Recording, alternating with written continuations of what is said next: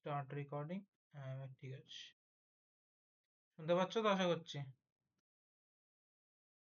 ঠিক আছে। আচ্ছা দেখো, হ্যাঁ দেখো লাস্ট ডে আমরা করেছিলাম কি? আমরা করেছিলাম হচ্ছে স্ল্যাব জয়েন্ট ইন সিরিজ, ঠিক আছে? এবার আমরা করব আজকে সেটা হচ্ছে স্ল্যাব জয়েন্ট ইন প্যারালাল। তুমি ক্যালোরিমেট্রির যে পার্টটা বলছো দেখতে চাও, সেটা ভিডিওতে আপলোড করা আছে, ওতে দেখে নেবে থার্মোডাইনামিক্সে। যখন ভিডিও দেখবে তখন বুঝে যাবে। আচ্ছা, এবার আমরা কি করব? এবার আমরা করব হচ্ছে স্ল্যাব জয়েন্ট ইন প্যারালাল।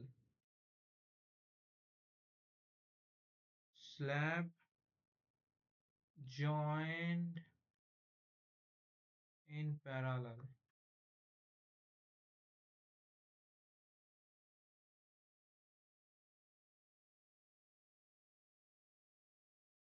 ঠিক আছে? আচ্ছা, স্ল্যাব জয়েন্ট ইন প্যারালাল মানে কি?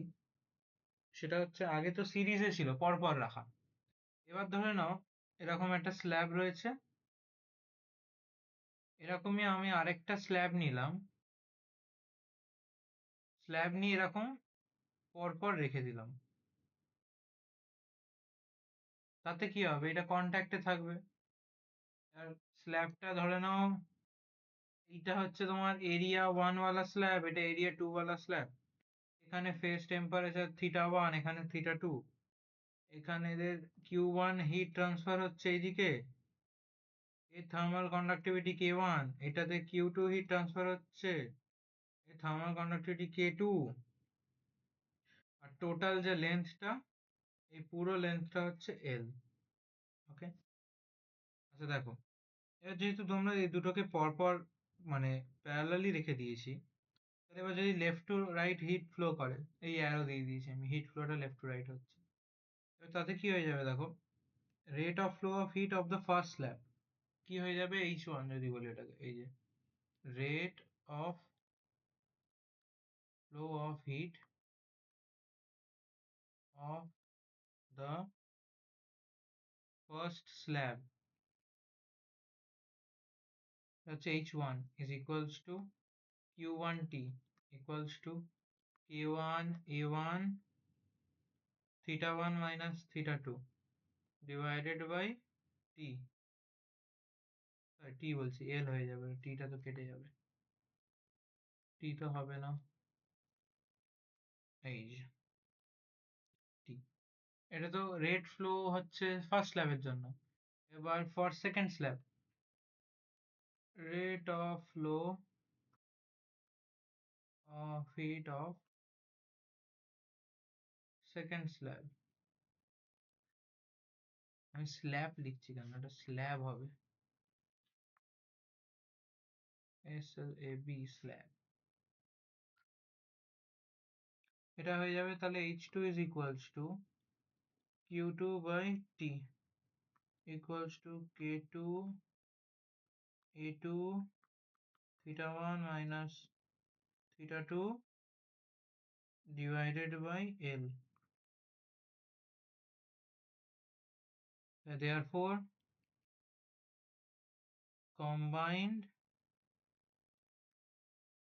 স্ল্যাবের জন্য কি হয়ে যাবে, H equals to H1 plus H2 equals to, যদি আমরা কমন নিয়ে নিই সব কিছুতে অ্যাডিশন করে, তাতে ওটা হবে হচ্ছে K1 A1 plus K2 A2 divided by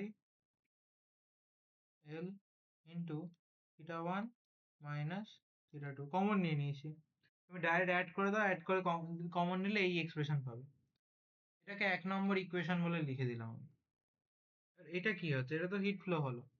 তাহলে আমাদের থার্মাল এই পার্টটা কি যেন বলছে, হ্যাঁ, equivalent thermal conductivity, equivalent thermal conductivity,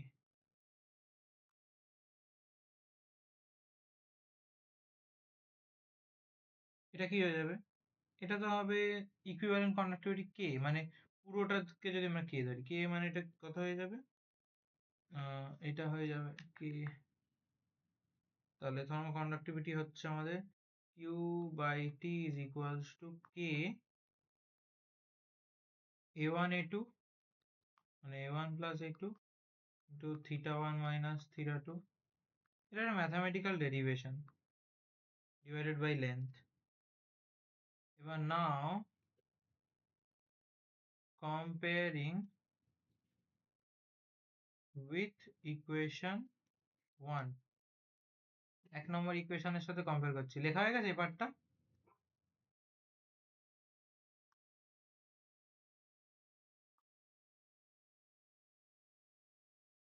Ayantika লেখা হয়ে গেছে ওই পার্টটা? ঠিক আছে, লেখো, আমি কন্টিনিউ করছি। লেখা হলে বলবে।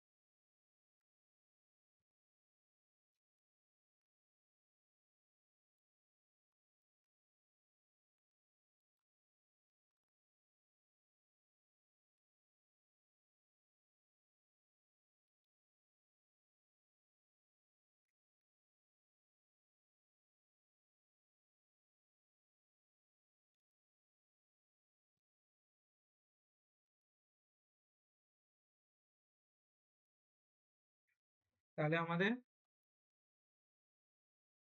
ইকুইভ্যালেন্ট থার্মাল কন্ডাক্টিভিটি কি হয়ে গেল? K is equals to K1 A1 plus K2 A2 divided by A plus A1 plus A2. এটা হয়ে গেল আমাদের ইকুইভ্যালেন্ট থার্মাল কন্ডাক্টিভিটি। এবার দেখো, এটা তো হলো দুটো স্ল্যাবের জন্য। এবার যদি স্ল্যাব দুটো if slabs have unit area মানে কি, a যদি 1 হয়ে যায়, মানে a1 equals to 1 R a2 equals to 1, তাহলে কি হয়ে যাবে? K is equals to K1 plus K2 divided by 2. সোজা জিনিস।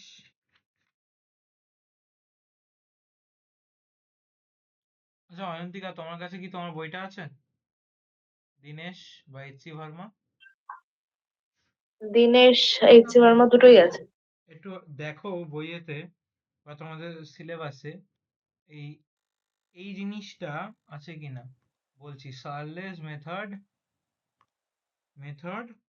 of determining Charles method of determining coefficient of thermal conductivity. Thermal conductivity বার করার এই আছে কিনা দেখো, মানে শার্লে মেথডটা। এটা দেয় না অত সচরাচর, বাট দিলেও করিয়ে দিতে হবে।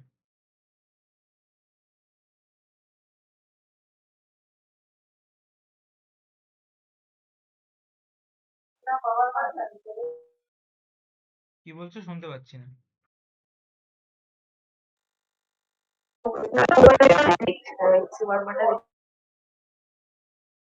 ওরে, কি আওয়াজ হচ্ছে তোমার এতে?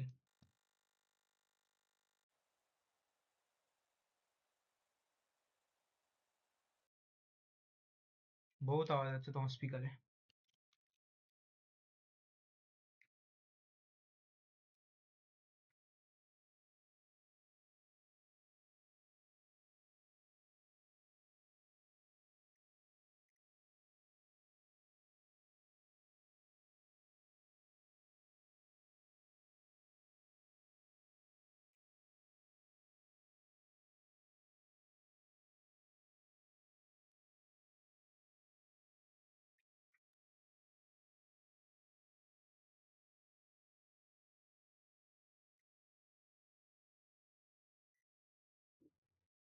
এইরকম কিছু নেই। আচ্ছা আরো তাহলে পরে, তারপরে থেকে তো আরো ঠিক আছে।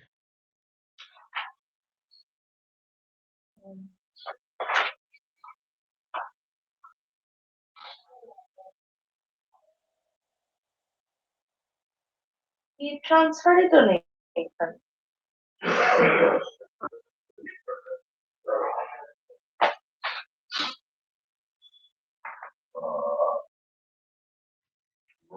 হিট ট্রান্সফার কি করে নেই এই জিনিসে? টাকা তো উচিত। তুমি খুঁজতে পারছো না, ছাড়ো, বাদ দাও। পড়ায় এবার দেখে নাও, পড়া দেখো, পড়া। আমি পর পর পেজ ওয়াইজ দেখছি। ঠিক আছে, পড়া এখন দেখে নাও, পড়া।